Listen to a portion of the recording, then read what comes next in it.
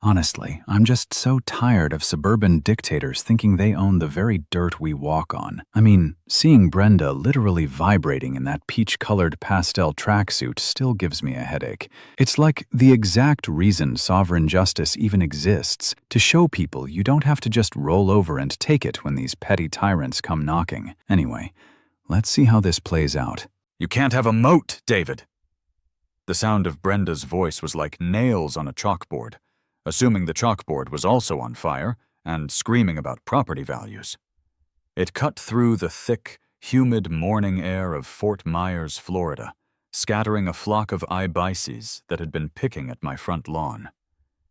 I stood on my back patio, leaning against the sliding glass door. The concrete beneath my bare feet was already warm from the rising sun. In my right hand, I held a mug of lukewarm coffee.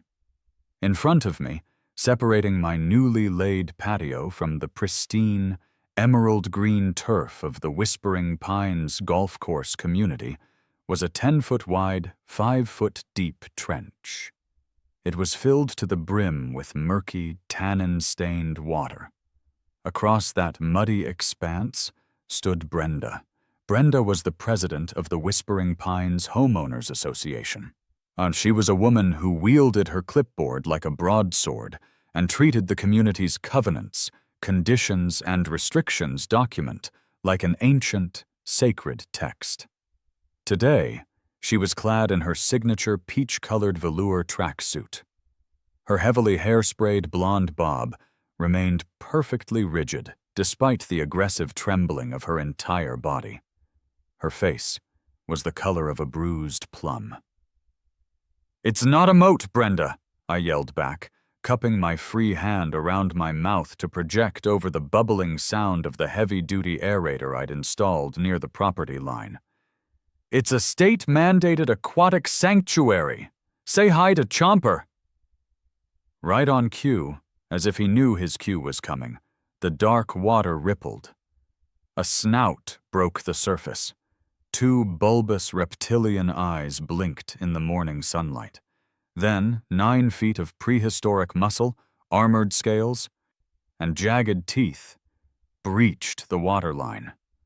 Chomper let out a low, guttural hiss that rattled the ice in my neighbor's sweet tea 3 houses down, snapped his massive jaws with a sound like a shotgun blast, and smoothly glided back under the murky surface.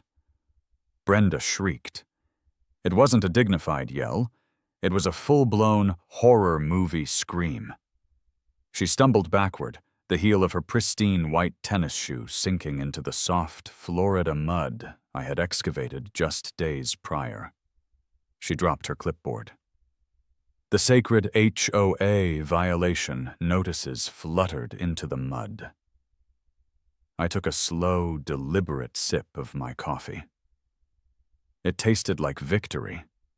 But to understand how we arrived at this glorious, scaly, terrifying standoff, we have to rewind. We have to go back exactly 3 weeks, back to a time when my backyard was just grass, my criminal record was spotless, and my biggest problem was a 50-pound rescue mutt named Buster, who had zero respect for property lines. 3 weeks earlier, I was a broken man. I had just moved into Whispering Pines. I know. Why would a guy who runs a channel dedicated to legally obliterating HOAs voluntarily move into one? The answer is simple and depressing: the housing market. I found a foreclosure that was too good to pass up. It had a massive backyard, mature oak trees, and it was located at the end of a cul-de-sac. It was perfect. Or so I thought. The house needed work. Specifically, the back patio was a cracked, uneven nightmare of 1990s concrete. I hired a crew to tear it out and pour a beautiful new stamped concrete deck. The problem? Buster. Buster is a mix between a Labrador, a Greyhound, and an escape artist. Without a barrier, yet he viewed the Whispering Pines golf course, which abutted my backyard, as his personal bathroom and squirrel hunting grounds. I couldn't let him out to do his business while the crew was working, because the second he touched the grass, he was gone. I spent 3 days chasing that furry idiot across the 14th fairway while elderly men in plaid pants yelled at me from their golf carts. I needed a solution. The permanent fence I had applied for, a handsome 6-foot privacy fence, was currently trapped in the bureaucratic purgatory of the HOA Architectural Review Committee. They had 90 days to review my application. I couldn't wait 90 days. Buster's bladder couldn't wait 90 days. So I did what any logical, desperate dog owner would do. I went to the local hardware store and bought a roll of bright orange, a plastic construction mesh, and some metal stakes. It was ugly. It was neon. It looked like a crime scene was being established in my backyard. But it worked. I hammered the stakes into the ground, strung up the mesh, and let Buster out. He sniffed the orange plastic, seethed in defeat, and peed on my oak tree. Peace. For exactly 24 hours, I had peace. Then Brenda arrived. I was sitting in my living room, editing a video about a guy in Texas who used ham radio FCC regulations to build a 50-foot antenna in his front yard, when the doorbell rang. It wasn't just a ring. It was 3 sharp, aggressive bursts. Ding-dong, ding-dong, ding-dong, the doorbell equivalent of a throat clear. I opened the door. There she was. The peach tracksuit, the clipboard, the disapproving glare that could curdle milk. "David, is it?" she asked. Boss, she didn't wait for an answer. She thrust a piece of paper toward my chest. It was a bright yellow citation. "Hi, Brenda. What's this?" I asked, keeping my voice perfectly level. "You are in direct violation of Article 4, Section 12 of the Whispering Pines CC and Rs," she stated, her voice tight and nasal. "No temporary fencing of any kind is permitted within the community visible lines of sight. No chain link, no chicken wire, no wood, unless it is HOA approved vinyl, which, as I'm sure you know, takes up to 6 months for approval." I looked down at the yellow slip. In bold red ink across the top, it read, "Fine assessed, $500. $500? I laughed, genuinely thinking she was joking. "For plastic netting? It's keeping my dog off the golf course while the patio cures. It'll be down in a week." Brenda did not laugh. "Mens, the fine is $500 for the initial infraction. It doubles every 24 hours. The unapproved structure remains standing. Read the bylaws, David. The aesthetic integrity of Whispering Pines is our highest priority. That neon monstrosity in your yard makes us look like a trailer park. Brenda, my dog needs to pee." "Walk him on a leash," she snapped. "Or keep him inside. I don't care. But that fence comes down by tomorrow morning at 8 a.m., or I issue a $1,000 fine." She spun on her heel and marched down my driveway. I stood in the doorway, the yellow slip burning a hole in my hand. I looked out at the backyard. Buster was sleeping happily in the sun, oblivious to the fact that his bright orange boundary had just cost me $500. I took the fence down that afternoon. I rolled up the neon plastic, pulled the metal stakes out of the ground, and threw the whole tangled mess into my garage. Buster, thrilled by his renewed freedom, immediately bolted for the 14th hole and stole a Titleist right off the putting green. I spent the next hour apologizing to a furious retired dentist named Gary. That night, I didn't sleep. I sat in my home office, bathed in the blue light of my monitors, absolutely livid. It wasn't about the money, though $500 was a ridiculous sum for a temporary fence. It was the principle. It was the sheer, unadulterated arrogance of someone dictating what I could do on my own property to manage a temporary, practical problem. I opened a new tab on my browser. I went straight to my favorite website on the internet, the Florida State Statutes database. There is one thing I have learned from years of running sovereign justice. It's that local rules, like HOA, CC, and ours, are at the very bottom of the legal food chain. They are the plankton of the justice system. Above them are city ordinances. Above those are county codes. Above those are state laws. And above those are federal laws. If you want to crush an HOA, you don't fight them on their level. You don't argue about aesthetics or bylaws. You drop a state or federal mandate on their heads. Preemption is a beautiful thing. If a state law requires you to do something, an HOA cannot penalize you for doing it. I started searching. I looked up property rights. I looked up agricultural zoning. I looked up easements. Nothing seemed to fit. Whispering Pines was strictly zoned residential, but I couldn't claim the Right to Farm Act because I didn't have enough acreage, and raising chickens wouldn't solve my barrier problem anyway. The HOA allowed invisible dog fences, but Buster had a thick coat and a high pain tolerance. He'd run right through an electric shock for a good squirrel. I needed a physical barrier, a barrier that the state of Florida forced me to build. At 2 a.m., my eyes were bloodshot. I was drinking my 4th cup of coffee. I clicked over to the Florida Fish and Wildlife Conservation Commission, FWC, regulations.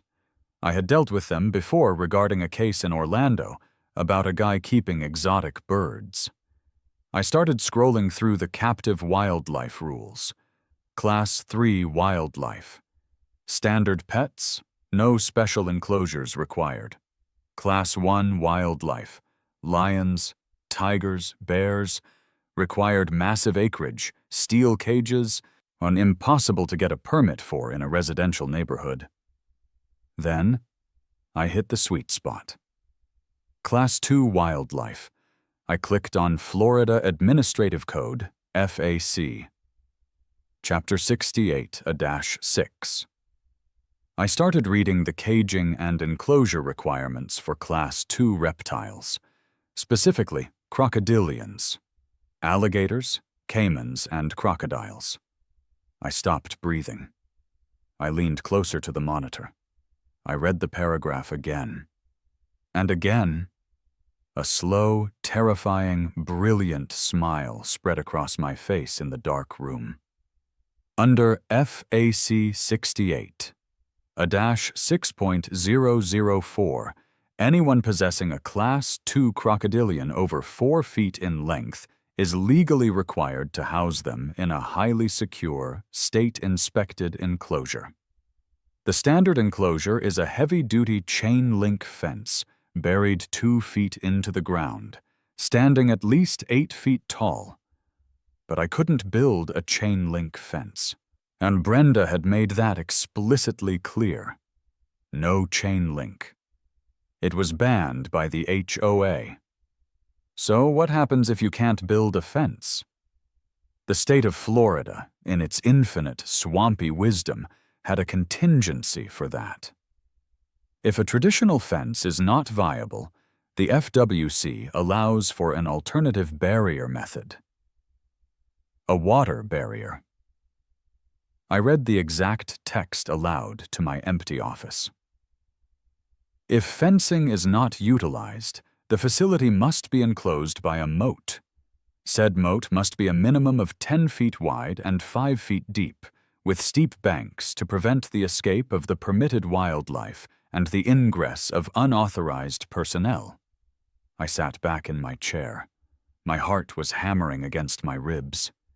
Brenda banned my temporary orange netting. She banned wood. She banned chain link. By legally restricting my ability to construct a state-approved fence, And she had inadvertently forced my hand into the only other legally compliant option for housing captive crocodilians.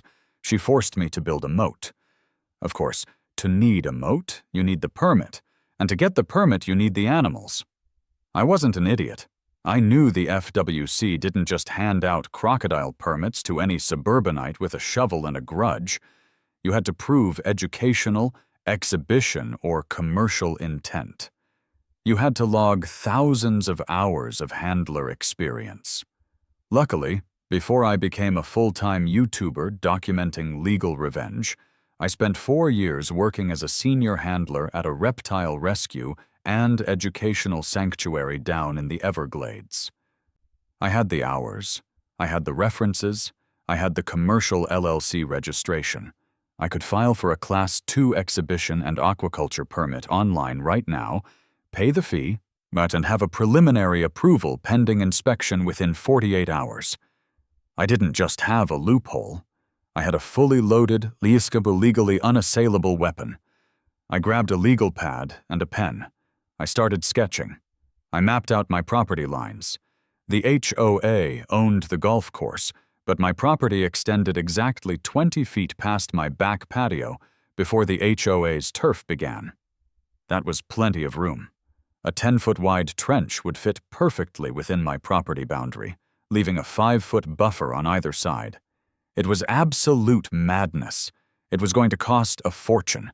It was going to destroy my backyard. It was going to plunge me into a legal war with an HOA board that had unlimited funds and nothing better to do. I looked at the yellow $500 citation sitting on my desk. I thought about Brenda's smug face. And I thought about Buster getting yelled at by the dentist. "All right, Brenda," I whispered into the quiet night. "You want to play by the rules? Let's play by the rules." I opened a new tab and typed in "heavy excavation contractors near me." It was 3:30 a.m. when I found the website for Big Mike's Excavation.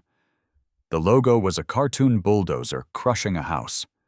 The slogan read, "We dig holes so you don't have to." Perfect.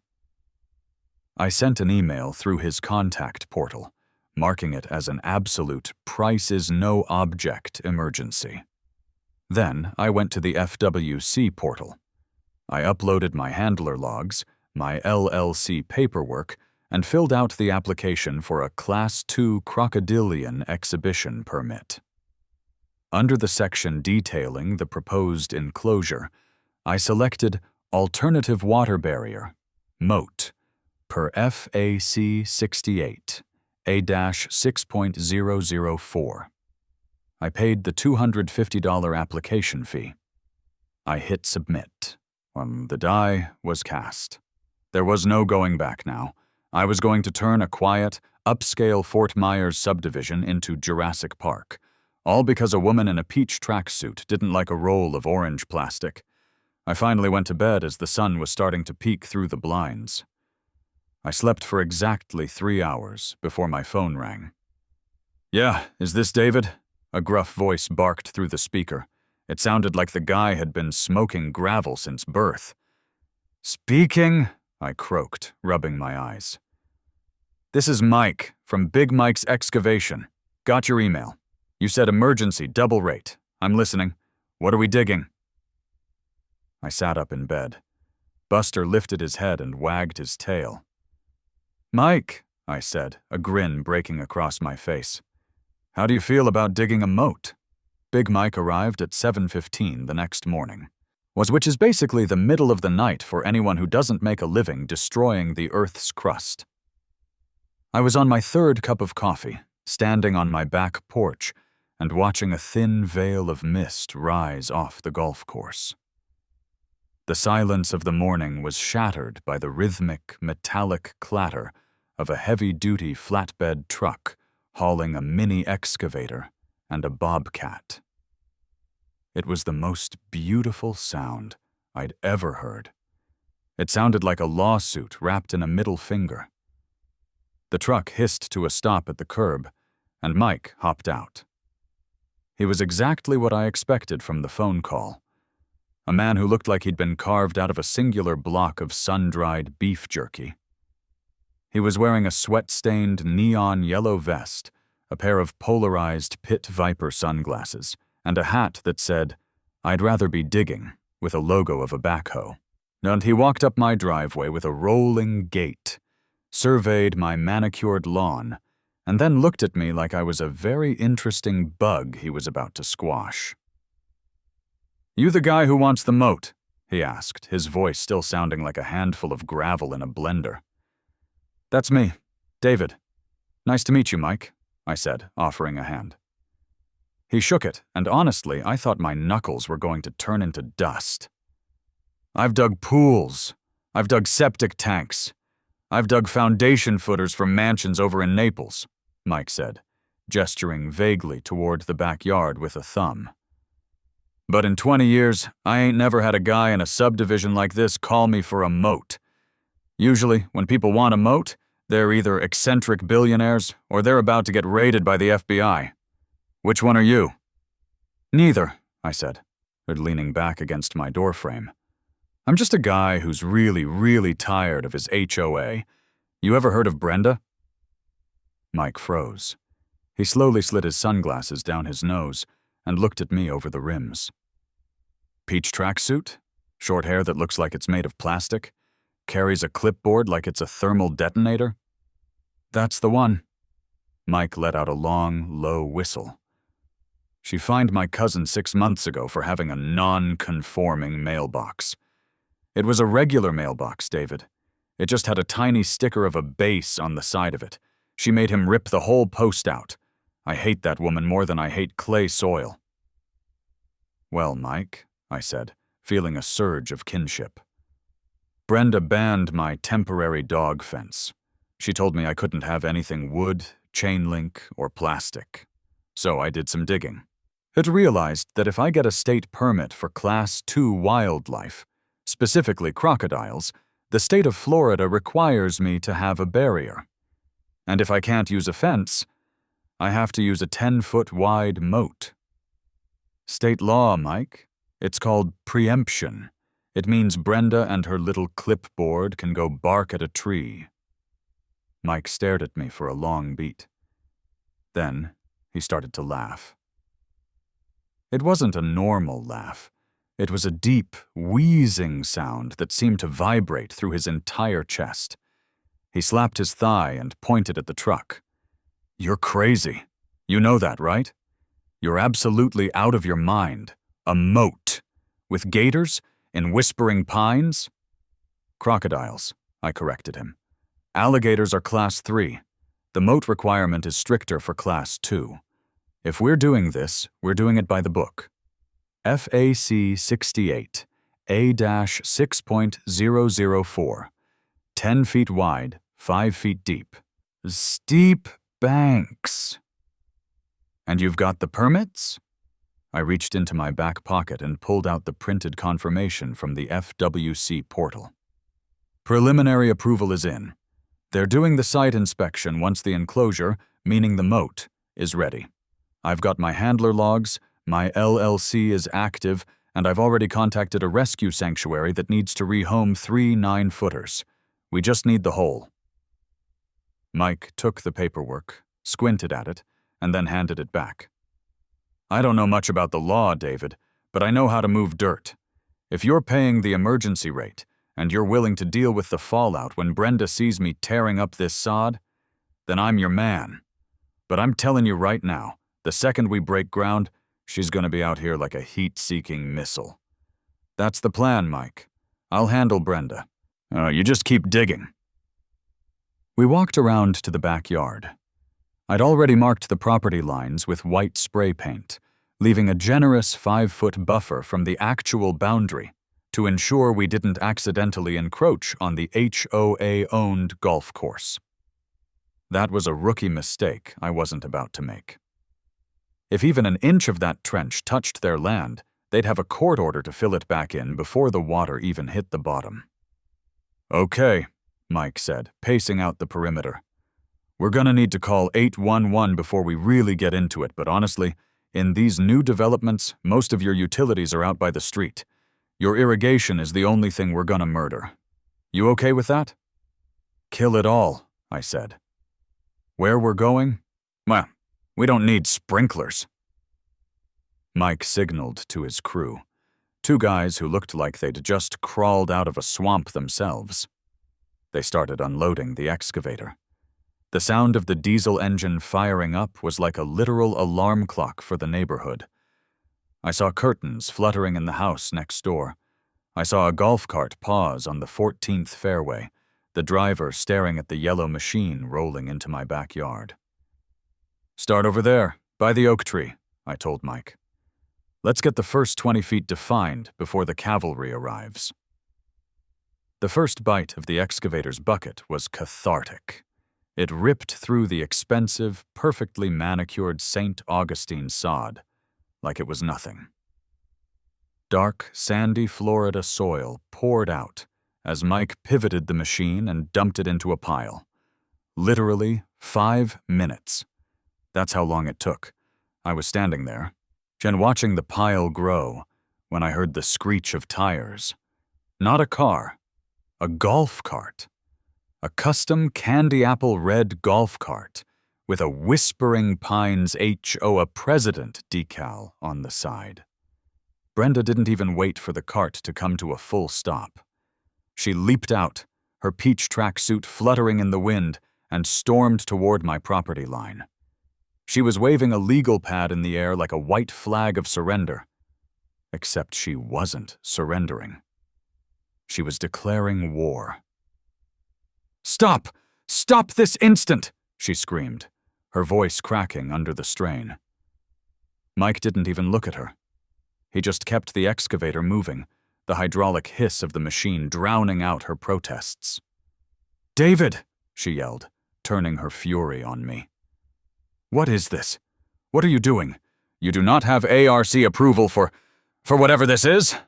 This is a violation of the landscaping standards. It's a violation of the nuisance clause. It's a violation of every single thing we stand for." I walked over to the edge of my property, staying safely behind the white spray paint line. "Good morning, Brenda. Lovely day for some backyard improvements, isn't it?"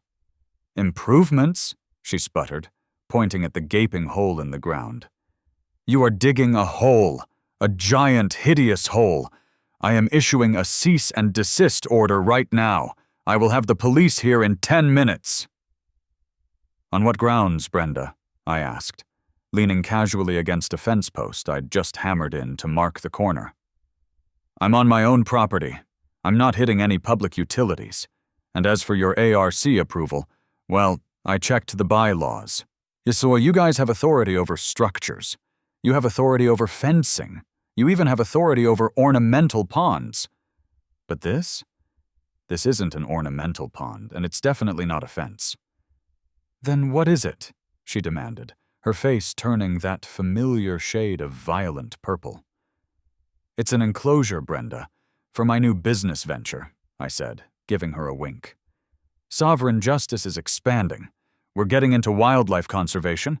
This is the primary containment unit for a trio of Crocodiles acutus. That's American crocodiles to the layman." Brenda stared at me. Her mouth opened and closed like a fish out of water. You can't have crocodiles. This is a residential neighborhood. There are children. There are poodles." "Tell it to the state of Florida, Brenda. I've got the FWC permits right here. And because your HOA rules explicitly prohibited me from building a state-approved fence, remember that $500 fine for the orange mesh? I was legally forced to utilize the only other approved barrier method under FAC 68, A-6.004, a water barrier, a moat." I handed her a copy of the statute. I'd highlighted the relevant sections in bright yellow. "Read it and weep, Brenda. If you try to stop this construction, you aren't just fighting me. You're interfering with a state-permitted wildlife facility. That's a second-degree misdemeanor for the first offense, and it goes up from there. You really want to go to jail over a hole in the ground?" Brenda looked at the paper. She looked at the excavator. She looked at Mike, who was currently waving at her with a massive dirt-covered hand.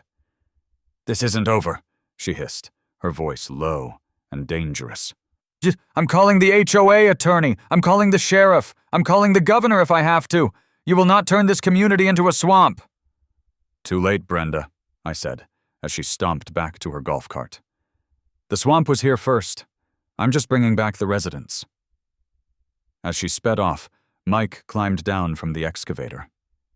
He wiped his brow with a greasy rag and looked at the pile of dirt. "You were right, David. She's even worse in person. Usually I hate it when people yell at me on the job, but watching her brain melt like that, I'd do this for free. Well, almost for free. I still need to pay for the diesel." "Keep digging, Mike," I said. "We've got a long way to go." The next few days were a blur of noise, dirt, and absolute suburban chaos. Word had spread through Whispering Pines faster than a wildfire in a dry palmetto patch, and every hour a new neighbor would accidentally walk their dog past my house or drive their golf cart slowly by the cul-de-sac. Some of them were horrified. Mrs. Higgins from 3 doors down actually fainted when she saw the depth of the trench. But others? Others were low-key impressed. A guy named Steve, who lived across the street and had been fighting the HOA for 3 years over the color of his front door, actually brought me and the crew a box of donuts. "I don't even like crocodiles," Steve whispered, glancing nervously toward Brenda's house. "But if this makes her head explode, I'll buy them the finest steaks in Florida. Keep at it, kid." By the 3rd day, the trench was fully defined. It wrapped around the entire perimeter of my backyard, a 10-foot-wide canyon of dark earth that separated my patio from the rest of the world. Mike and his crew were now working on the banks. According to the FWC, the banks had to be steep enough to prevent the animals from easily climbing out into the neighbor's yard, but there also had to be a designated basking area within the enclosure, meaning my side of the moat had to have a gentle slope. "We're gonna need to bring in the liner today," Mike told me on Thursday morning. We were standing at the edge of what was now a very impressive-looking fortification. If we don't line it, the water's just gonna seep into the limestone, and we'll have a muddy mess instead of a moat. I got a heavy-duty EPDM pond liner coming in on a flatbed. It's industrial grade. You could keep a whale in this thing. "Perfect. What about the intake?" "I've got the pump system ready to go," Mike said, and pointing to a series of pipes he'd laid near the house. "We're gonna pull from your main water line to fill it initially, and then I've got a recirculating filtration system with a UV clarifier.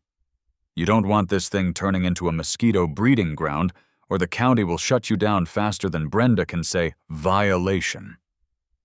"I appreciate the thoroughness, Mike. I really do. Like I said, David, if I'm gonna build a moat for a guy who's filming it for the internet, I'm gonna make sure it's the best damn moat in the state of Florida. My name's on this hole." While Mike worked on the liner, I spent my afternoon on the phone with the FWC inspector. Her name was Officer Rodriguez, and she sounded like she had zero patience for nonsense. "Mr. Miller," she said, her voice crackling over the line. "I've reviewed your application. Yes, your handler hours check out, and your LLC is in good standing, but I'm seeing the address here. Whispering Pines? That's a high-density residential zone." "It is, officer," I said, keeping my tone professional and respectful. "And I'm fully aware of the safety requirements. That's why I'm following the water barrier protocols to the letter. Since the local HOA regulations prohibited the installation of the secondary safety fence, I've opted for the 10-foot moat as specified in FAC 68A-6.004. There was a long silence on the other end. I could practically hear the gears turning in her head as she realized exactly what I was doing. "You're using the moat loophole to bypass your HOA?" she asked, a hint of amusement creeping into her voice. I am using the state-mandated safety requirements to ensure my facility is compliant, officer. If the HOA won't let me build a fence, then a moat is the only way to keep the public safe. I'm just being a responsible citizen." Rodriguez let out a short, sharp laugh. "I've seen a lot of things in this job, Mr. Miller. I've seen people keep cobras in their bathtubs and tigers in their garages. But a spite moat in a golf course community? That's a new one. I'll be out there on Monday for the final inspection. If that trench isn't exactly 10 feet wide at every point, I'm denying the permit, and you're gonna have a very expensive empty hole in your yard. Understood?" "Crystal clear, officer. It'll be perfect." I hung up the phone and looked out the window. Mike was currently unfolding a massive sheet of black rubber that looked like it could cover a football field. The neighborhood was quiet. But it was the kind of quiet that precedes a hurricane. The pressure was building. I knew Brenda wasn't just sitting in her house steaming. She was working. I'd seen the HOA lawyer's car parked in her driveway for 3 hours that morning. They were looking for a way out. They were looking for a crack in my legal armor. But I had something they didn't. I had the law. And more importantly, I had the truth, which was that Brenda had brought this on herself. If she had just let me keep that ugly orange fence up for 2 weeks, none of this would be happening. I stepped outside and grabbed a shovel to help the crew tuck the edges of the liner. "Hey, David," Mike shouted from the bottom of the trench.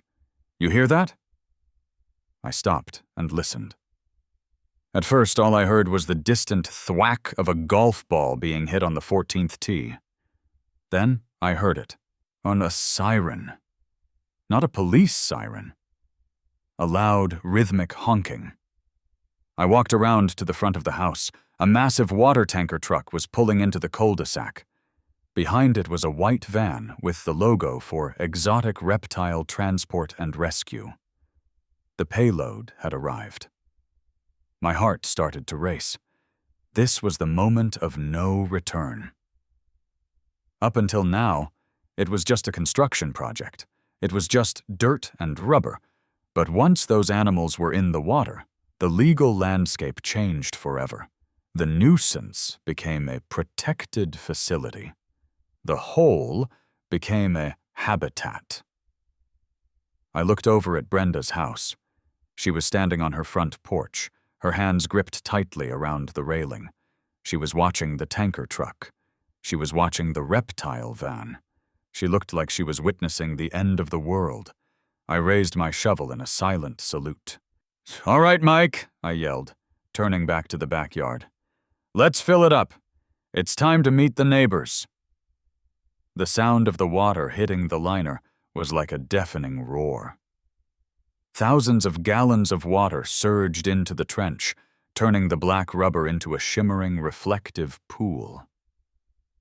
As the moat filled, the scale of what we'd built became clear.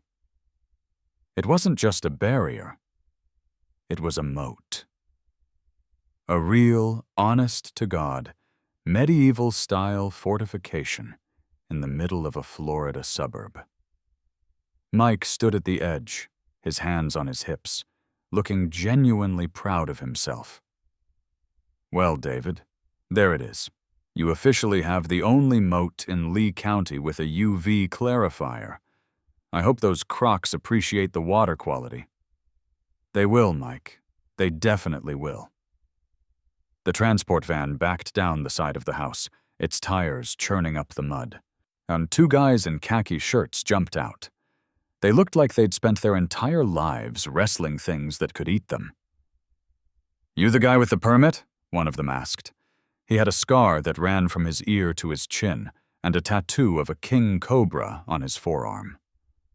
"I am," I said, handing over the paperwork. "Good, because these 3 aren't exactly happy about the move. They've been in a holding tank for 6 months since we pulled them out of a flooded basement in Miami. They're ready for some space." They opened the back of the van. Inside were 3 heavy wooden crates, reinforced with steel bars. A low, vibrating hiss echoed from inside the crates. a sound so primal it made the hair on the back of my neck stand up. "We're gonna slide them right down the basking ramp," the handler said. "Once they hit the water, stay back. They're gonna be disoriented and aggressive. And for the love of God, keep your dog inside for the next 48 hours. "Buster's at my sister's house," I assured him. "He's not coming back until the no trespassing signs are up." We moved the first crate to the edge of the slope. Mike and his crew stood back, their eyes wide. This was the part they hadn't quite processed. The reality of the wildlife part of the wildlife sanctuary. The handlers popped the latch on the first crate. For a second, nothing happened. Then a massive olive green head emerged. The crocodile was beautiful in a terrifying, prehistoric way. Its skin was a mosaic of rugged scales, and its eyes were like two golden coins. It sensed the water immediately. With a sudden, explosive burst of speed, the 9-foot beast lunged out of the crate, and it slid down the muddy ramp and hit the water with a massive splash. It didn't even resurface. It just vanished into the murky depths of the 10-foot-wide trench. "One down," the handler said, wiping sweat from his forehead. 2 to go. By the time the third crocodile hit the water, the sun was starting to set. The neighborhood was eerily quiet. The neighbors had retreated to their homes, likely to call their lawyers or check their insurance policies. I stood at the edge of my patio, looking out at my new kingdom. The water in the moat was still, save for the occasional ripple, as one of the new residents adjusted its position. I felt a strange sense of peace. For the first time in weeks, I wasn't worried about Brenda. I wasn't worried about fines. I wasn't worried about property values or aesthetic integrity. I was a man with a moat. And in the state of Florida, that was a very powerful thing to be. But I knew the real fight was only beginning. Brenda wasn't the type to go down without a struggle, and the HOA board was going to throw everything they had at me. They'd try to find a loophole in my loophole. They'd try to argue that the moat was a public safety hazard, even though the state mandated its design for that very reason. I looked at Mike, who was packing up his tools. "What do you think, Mike? You think it'll hold?" Mike looked at the water, then back at me. He gave a sharp, decisive nod. "David, I've built a lot of things. I've built roads that washed away in a week and walls that fell down in a month. But that hole is solid. And those lizards? They look like they've finally found a home they can defend." "That's the idea, Mike." "Well, that's exactly the idea." I walked back inside, sat down at my computer, and opened my editing software. I had hours of footage of Brenda screaming, the excavator digging, and the crocodiles being released.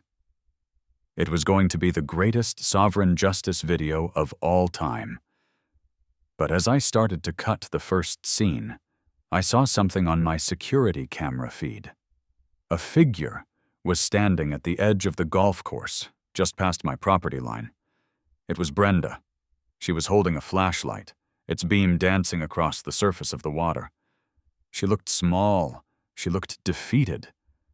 But then she raised her phone to her ear. I could see her lips moving.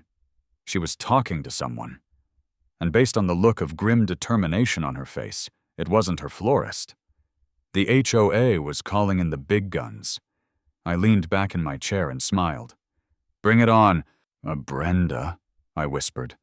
"I've got 3 hungry reasons why you're not getting across that line." The battle for Whispering Pines had officially entered its second phase, and this time I wasn't the one who was going to be doing the running. I took a sip of my coffee, which was cold again, and hit the record button on my microphone. "Welcome to Sovereign Justice," I said, my voice echoing in the quiet room.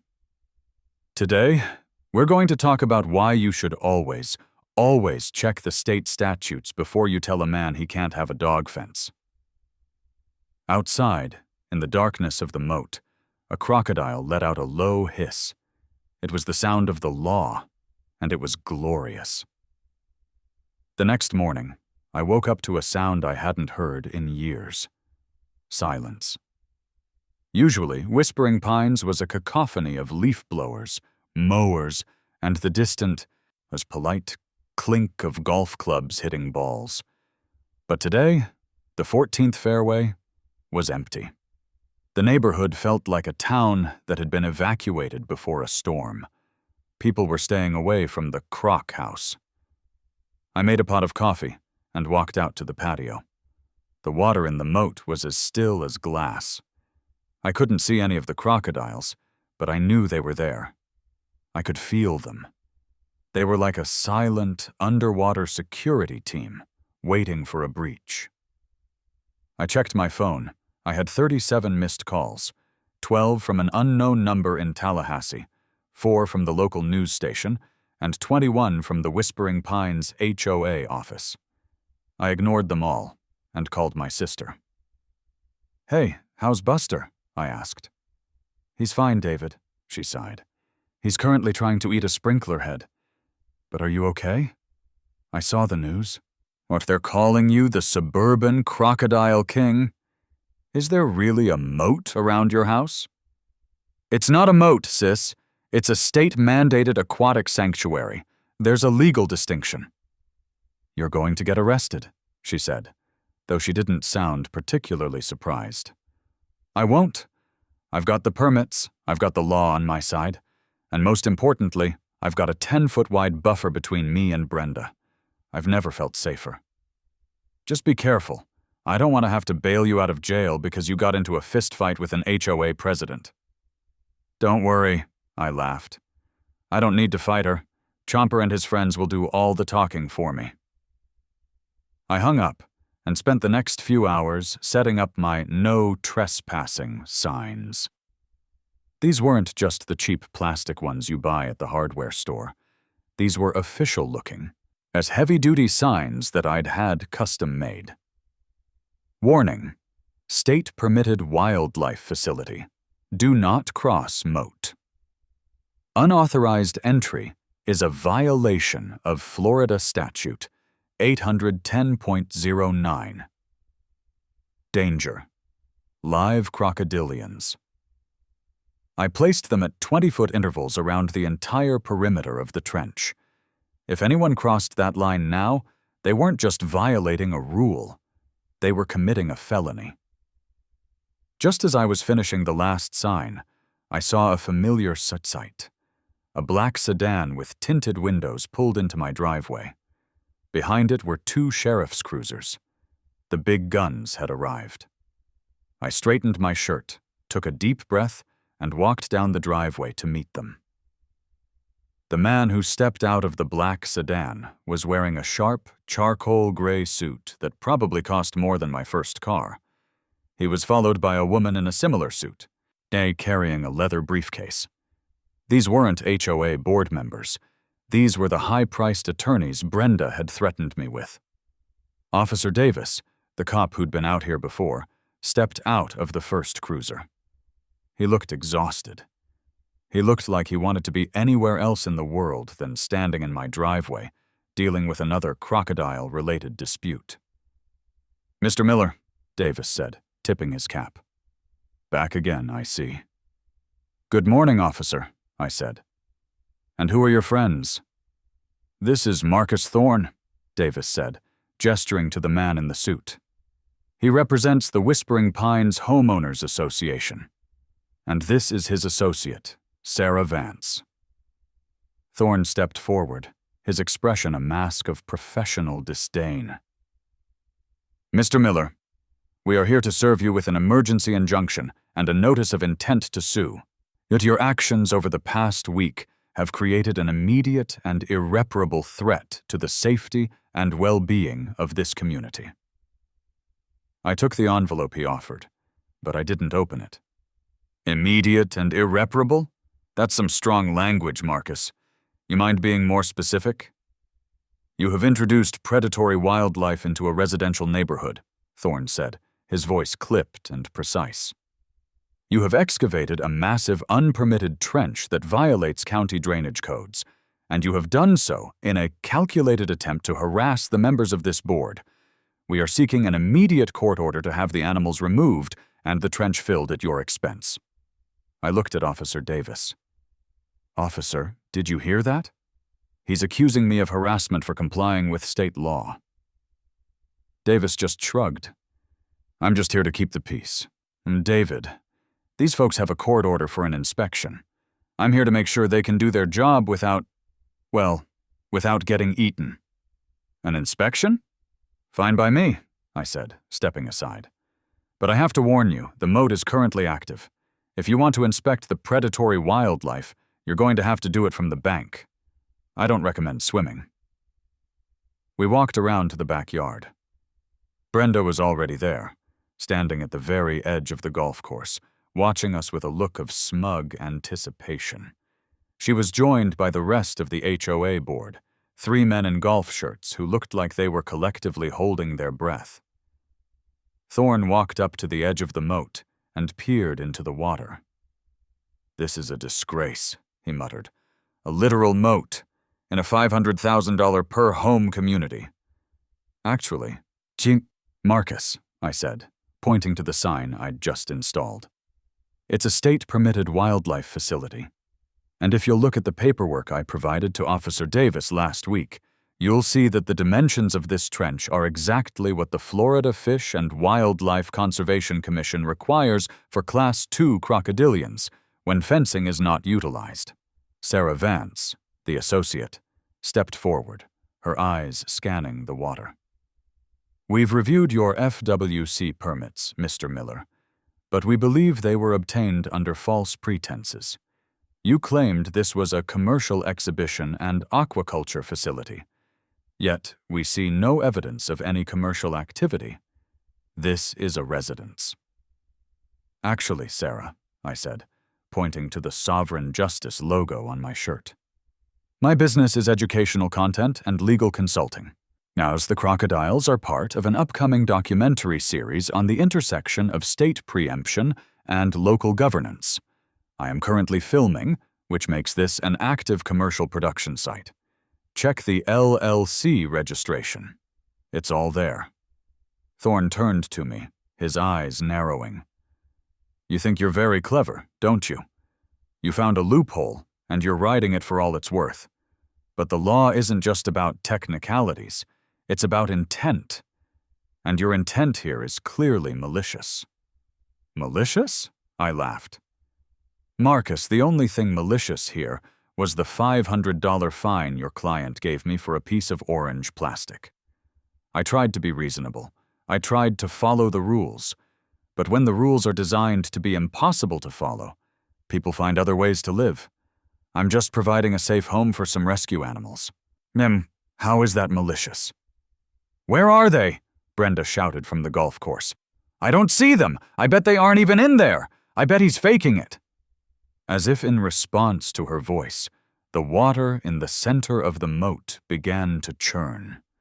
A massive tail slapped the surface, sending a spray of muddy water onto the perfectly manicured grass of the 14th fairway. Then, Chomper's head emerged. He drifted slowly toward the bank where Brenda was standing, his golden eyes fixed on her peach tracksuit. Brenda shrieked and scrambled backward, nearly tripping over a T marker.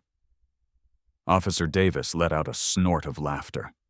Thorne and Vance both looked visibly shaken. "Well," I said, "there's your evidence, Brenda. He's definitely in there. And he looks hungry. You didn't happen to bring any poodles with you, did you?" "That's enough, Mr. Miller," Thorne said, his face hardening. "We will see you in court on Monday. I suggest you spend your weekend looking for a good lawyer. You're going to need one." "I don't need a lawyer, Marcus," I said, as they turned to leave. "I have the Florida Administrative Code. It's much more reliable." As the lawyers and the cops filed out, I felt a surge of adrenaline. The battle lines were drawn. The HOA was going for the intent argument, which was their only real play. But in the state of Florida, when it comes to wildlife and agricultural preemption, Intent is a distant second to compliance. If I could prove that my facility met every single requirement of the law, their feelings about it wouldn't matter. The judge wouldn't care if it was a disgrace to the neighborhood. The judge would only care if it was legal. As I spent the rest of the day finishing the edit on the first video, I titled it, HOA Banned My Fence, so I built a moat for crocodiles. Really? I hit publish at 6 p.m. Within an hour, the video had 50,000 views. By the next morning, it was over 1 million. My inbox was flooded with messages from people all over the country, people who had been bullied by their HOAs, people who had lost their homes to foreclosure, people who were just tired of the petty tyranny of small-town boards. I was no longer just a guy with a moat. I was a symbol. And as I sat on my patio on Sunday evening, watching the sunset reflect off the water of my fortification, I realized that I had already won. Even if they somehow managed to shut me down, the world had seen what was possible.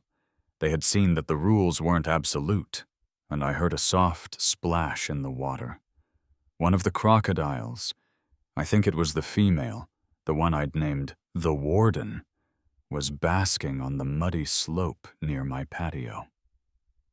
She looked peaceful. She looked like she belonged there. I raised my coffee mug to her. "Here's to the law, Warden," I whispered. "And here's to the look on Brenda's face tomorrow morning." The Monday hearing was going to be the climax of this entire saga. I had my paperwork ready, I had my video evidence, and I had 3 9-foot-long scaly bodyguards who weren't going anywhere without a fight. Whispering Pines would never be the same. And honestly, it was about time. The story wasn't over, not by a long shot, but as the stars started to come out over the Florida swamp, I knew one thing for certain: the moat was holding, and that was all that mattered.